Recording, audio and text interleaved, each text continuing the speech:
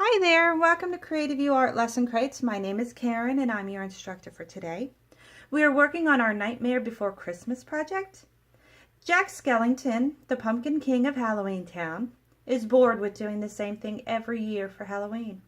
One day, he stumbles into Christmas Town and is so taken with the idea of Christmas that he tries to get the resident bats, ghouls, and goblins of Halloween Town to help him put on Christmas instead of Halloween.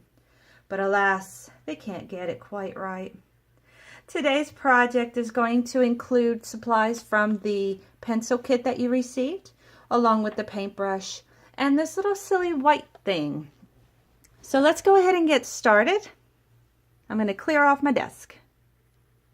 Boom, I'm magical. All right, first thing we're going to do is look at this little guy. This little guy here is a torchlight. He's a blending stick. Basically, he does the job of your fingers. Instead of getting your fingers all messy when you try and rub in details, he'll do the work for you. Now, do not try and unroll them. I know it looks like it would be a lot of fun to do so, but it's really hard to get it rolled back up, and for the most part, you can't get it just right. It is very tightly wound. This little guy, this is a paintbrush. A paintbrush is just wood. It has a metal barrel and it's got hairs. Now these are not human hairs, though you can buy paintbrushes that have human hairs. They're very expensive. You can also get them with horse hairs and rabbit hairs and all kinds of different hairs. These are synthetic, which means they are not real. Now when you work with your paintbrush, you want to be very gentle with the paintbrush. It is your friend. Do not give it a bad hair day by packing it down or rustling up the bristles. It will look like me in the morning, and that is not pretty. So when you clean your brush, clean it gently, gently dry it on a napkin.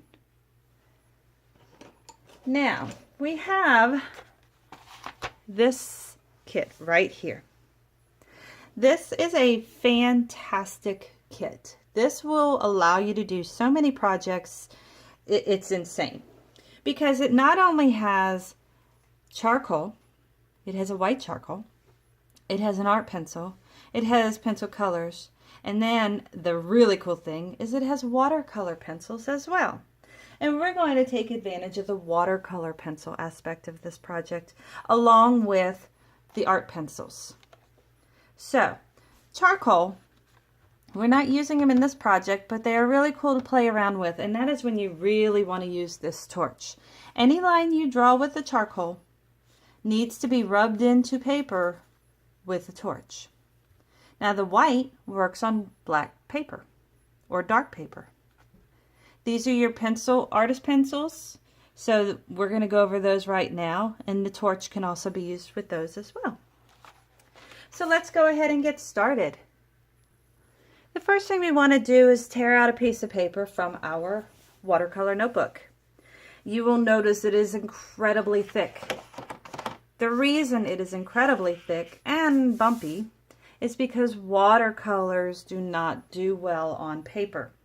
Have you ever tried to use something wet on a napkin? It like disintegrates away. Or if you use typing paper and you put something wet on it, odds are you're going to make a hole. So we want to make sure that our paper is nice and strong and eager to withhold the wet substances we are going to be putting on it. Now before we get started, I want to go over this little guy. He's an art pencil. You'll notice he says HB. Sometimes they have other numbers and letters. Sometimes it will say, let's see, let me find one of mine, 2H, or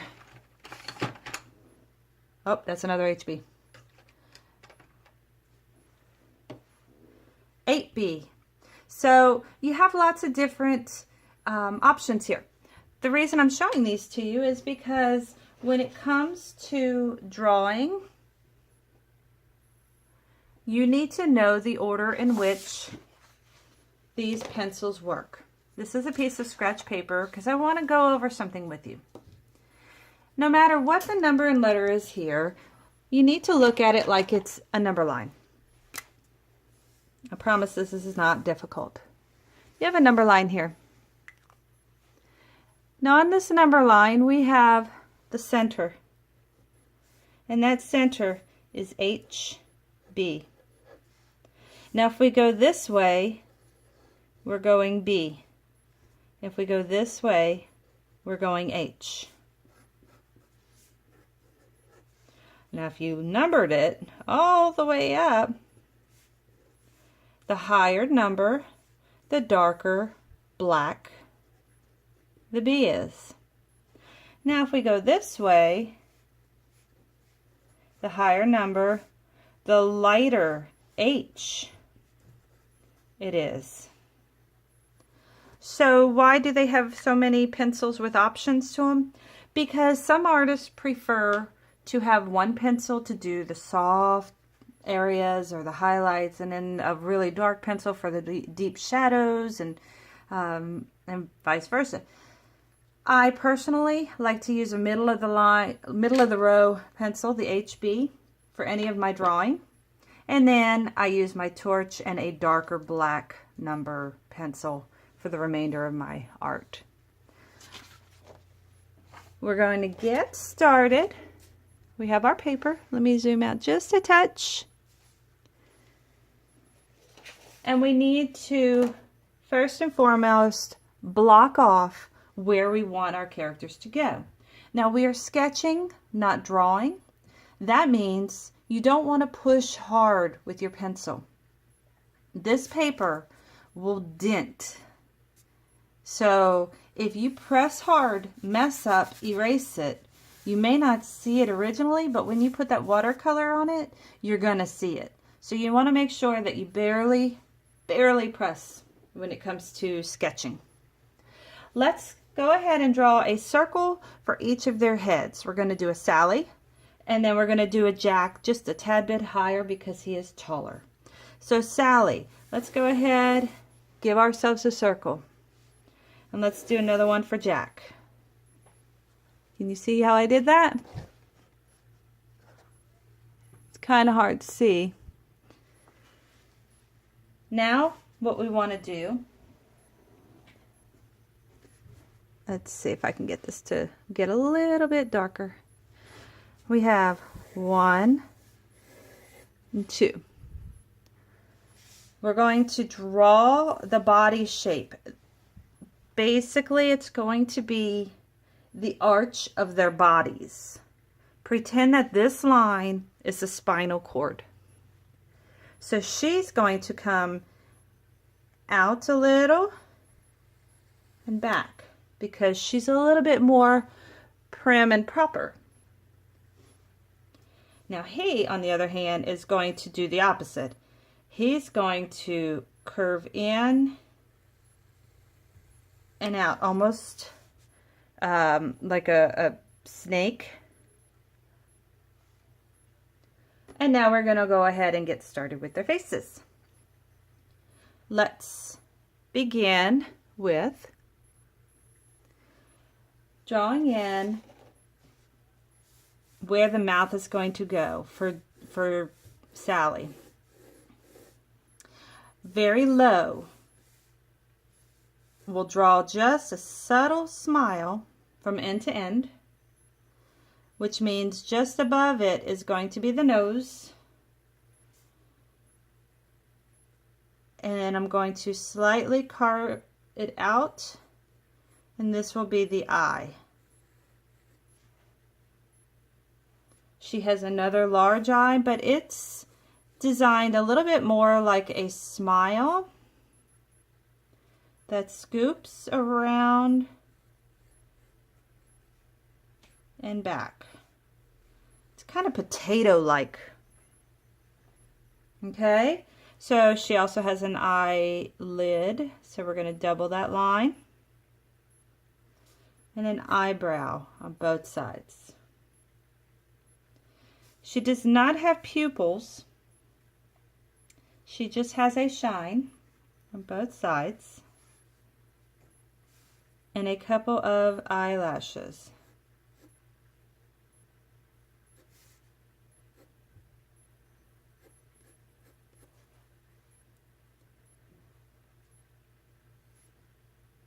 kind of above the head. Well, not kind of, above the head. We want to do a swoop that goes through her eyebrow and out to the side. And then this hair is going to just swoop on down and off the page.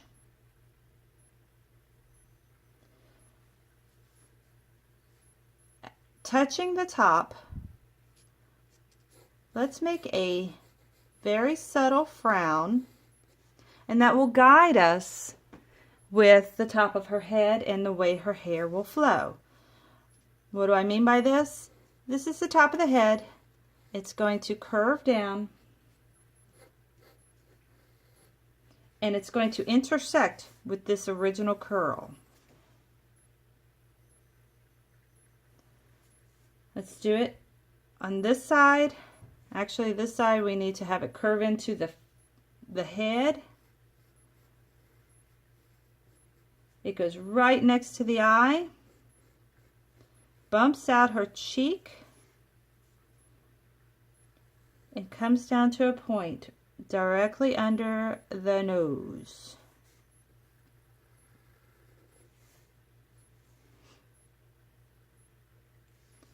Go ahead and bring that hair off the forehead.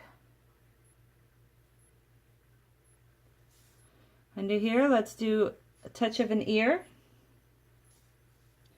And then from here to the point needs to be kind of a straight line that curves up.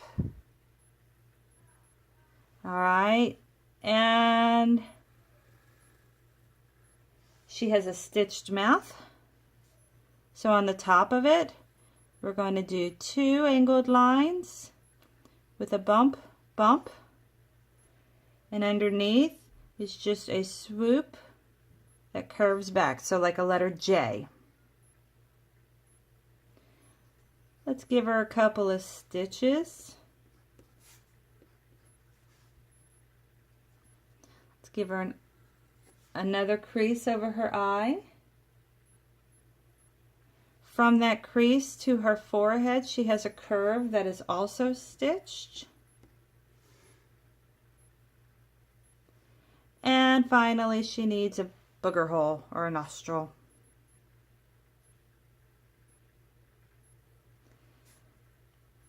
I'm going to darken these eyes so they look a little bit more on target with the rest of the face. And I'm also going to erase my guidelines because it's a little difficult to see a full picture when you have guidelines in the way. And this is why it's so important to sketch, not draw. That way they can dissolve away. Her neck is kind of long. So you're going to take this original arch, you're going to double it, and then it's going to come out into her chest. Her chest should be about even with her cheek. So when you get to about the same spot, we're going to curve it in. So bring her chest out, round it, and back in. You're going to see a shoulder and another shoulder. Now this shoulder should not come in front of the chest, but you can bring it on down because it's being hidden by this part of her body. Now this side kind of comes down and flares out a little bit, and it's just back and forth squares and triangles because it's ripped. We're going to erase the guide.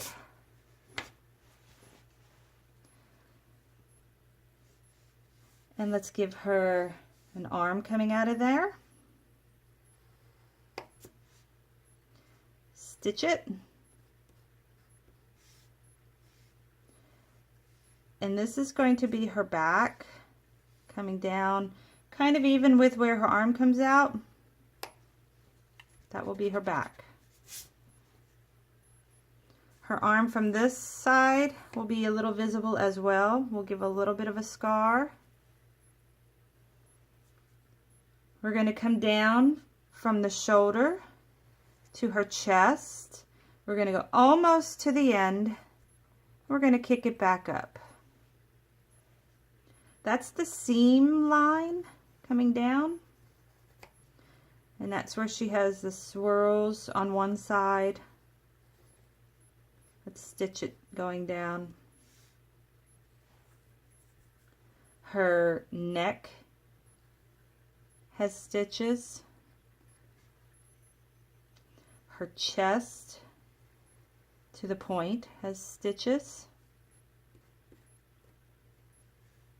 And she also has another one that swoops across her chest. Poor thing has been tattered, huh? The remainder of this area is hair. Nice long lines.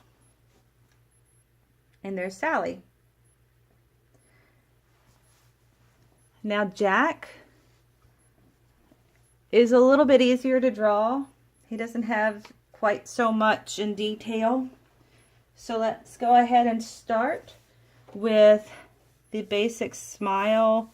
We're gonna goofy it up a little bit, but we want to at least put it in there so we know what to go from. Coming up from the smile, 2 holes. He doesn't have a nose, which means he doesn't have cartilage. He is literally just a skeleton.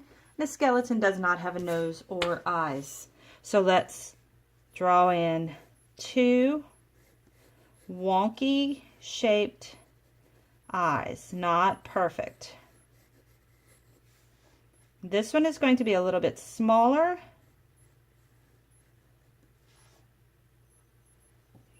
And now we need to do this outline of the skeleton. So I like to start with the top corner of this eye, bump it out. It's going to come out into a bit of a cone head, and then it'll swoop on back. This side, we're going to come straight down, pump out into a little bit of a cheek. You remember how we cheeked down to a point? That's what we're going to do as well. To our point. And now this is going to go back up. His smile is actually going down, pop it up, down, and out. And stitch it. Now why his skeleton is stitched, I'm not quite sure. But that's okay. Poor guy. Poor girl. Let's erase our base lines. And yes, these will be colored in. If you want to fill it in just to help you see it, you can. His neck is this basic line. We're going to double it. We're going to put a V and a U and 2 leaves.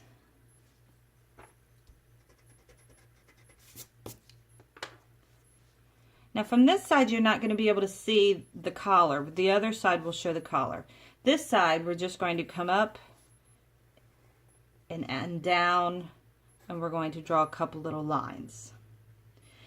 Now for this side it's going to really come out, so we want to figure out about the same spot on this side, come out, same spot on this side, come out,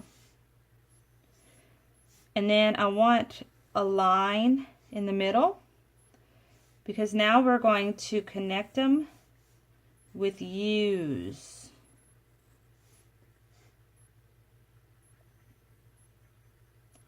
He has a large chest plate, so I'd say if this is our backbone, I don't know, maybe a finger width out. We want to come out. and down, and do it again till you reach her hair. Let's go ahead and draw his coat until you get to the bottom.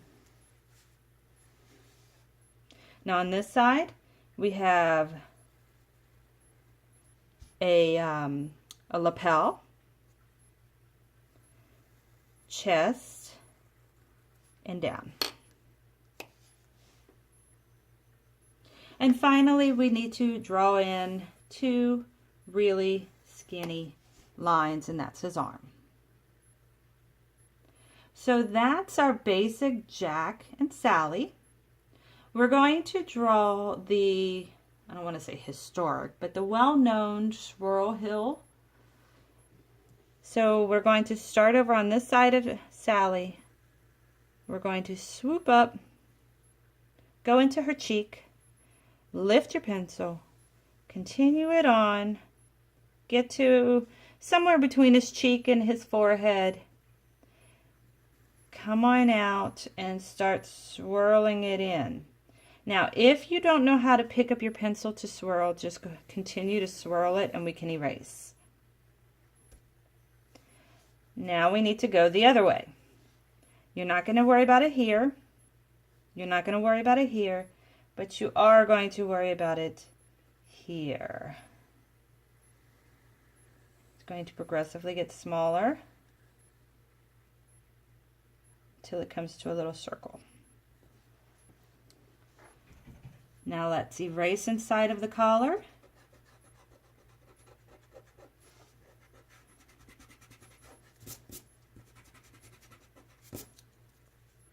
Any lines that you might have erased on accident, you can redraw in.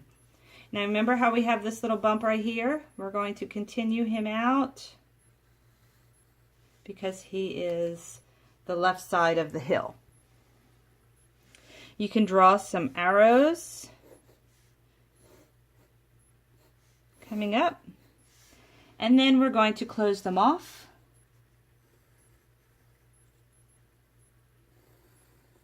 To make them into fence posts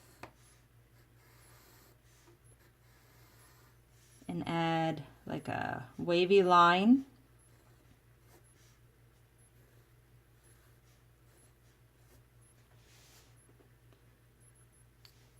And over here we're going to draw part of a very large circle because that's going to be the moon.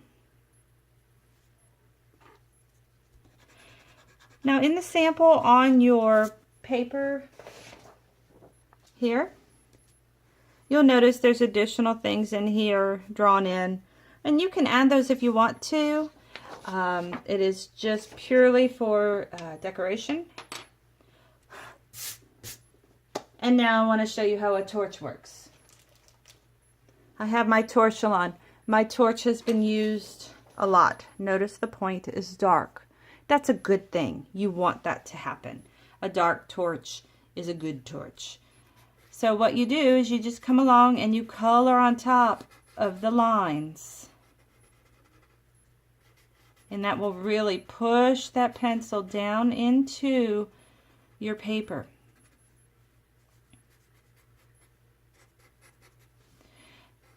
Now another thing that you can do that is an added extra is you can Sharpie or permanent marker your design.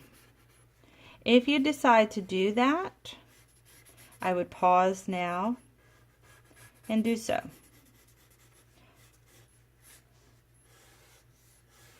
Now I'm going to pause the video just so that I can continue with the blending, and then we'll get back with the watercolors.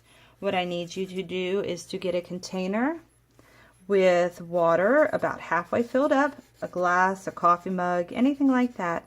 It's not going to get messed up by the paint because this paint is non-toxic. Get a napkin, just in case you need to dry off your brush.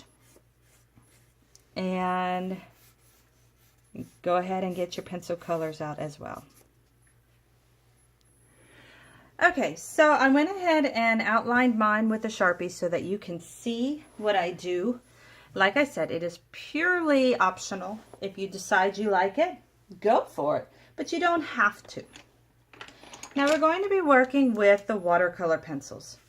You can tell that they're the watercolor pencils because they have the gold on the back, and you're going to want to spread them out so you can really see what colors you have. When it comes to watercolor pencils, you're going to use them just like they are pencil colors.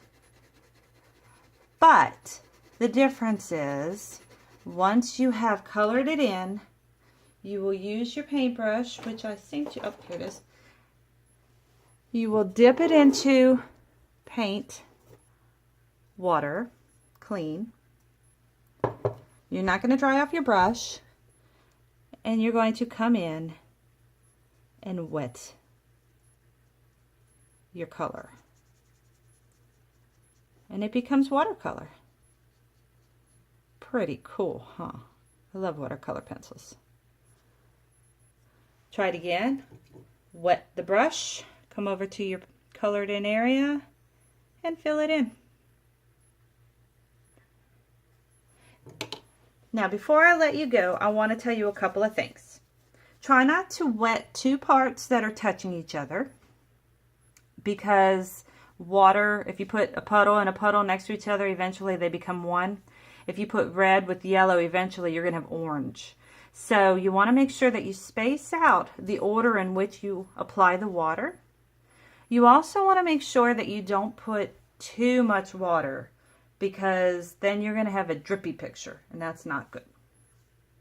And third thing is, make sure that you fill your entire picture. If you don't like the watercolor look and you want to do pencil color, here's a pencil color look. So it's purely optional which direction you'd like it to go. And the last thing you always want to do is sign your artwork. All right, in the next video below this one will be a sped up version of me finishing this project with the watercolor pencils. I'm not going to do anything different than what I just showed you. I'm simply going to color it in with watercolor pencils and then wet it with my paintbrush. I hope you guys had a great time with me today. This was a fun project. I really like drawing Jack and Sally. An everlasting love. All right, you guys, have a fantastic day, and I look forward to teaching you soon. Thanks. Bye.